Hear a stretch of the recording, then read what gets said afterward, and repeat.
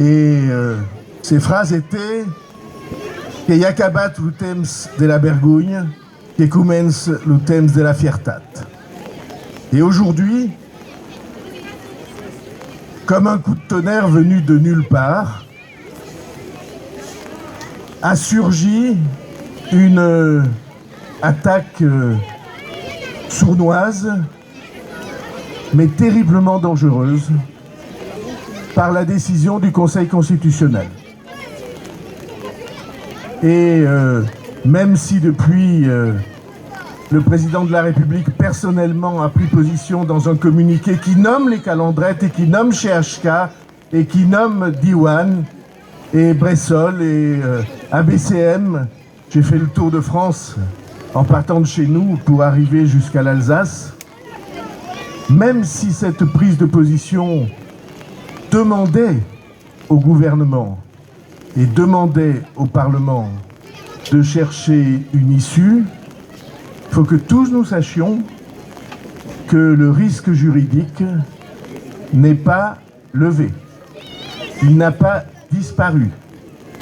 Parce que, étant donné la place d'une décision du Conseil constitutionnel dans la hiérarchie juridique du pays, n'importe quel recours peut en effet condamner à mort les écoles et cet enseignement-là. Et donc, ma conviction personnelle, c'est qu'il n'y a qu'une réponse. J'attends de voir si d'autres idées surgissent, mais il n'y a pour moi qu'une réponse. Si l'on veut mettre ces écoles et cet enseignement en sécurité juridique, il faut changer la Constitution pour que son texte protège ces écoles et cet enseignement.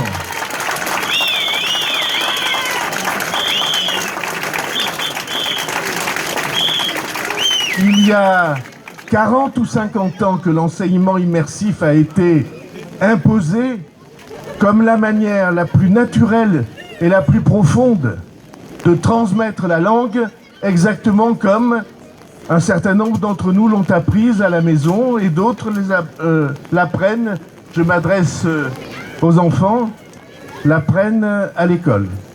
Je veux finir par une dernière considération.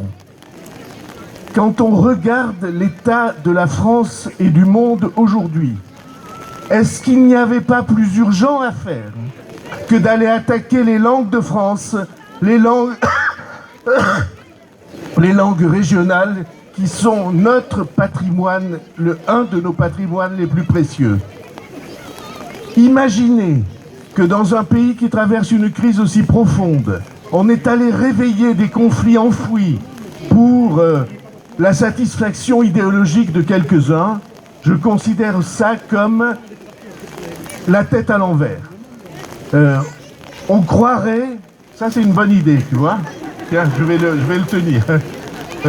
On croirait que ces autorités n'ont pas autre chose à faire, n'ont pas d'autres problèmes plus graves et plus importants à régler que d'aller s'attaquer à ce que nous avons de plus précieux.